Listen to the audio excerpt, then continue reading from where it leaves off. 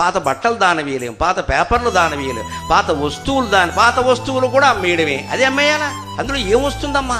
ఇంకా విచిత్రమైన వార్త నేను మా శ్రీమతి ద్వారా విన్నాను. వీలైనంత తొందరగా మహిళలకు చెప్పేయడం మంచిదని చెప్పేస్తాను.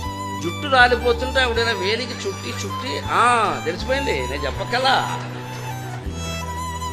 చుట్టి చెత్తపుట్లో ఎక్కడో వేస్తూను ఈ జుట్టు కూడా తీసుకుని స్టీల్ గిన్నెలు ఇస్తారట.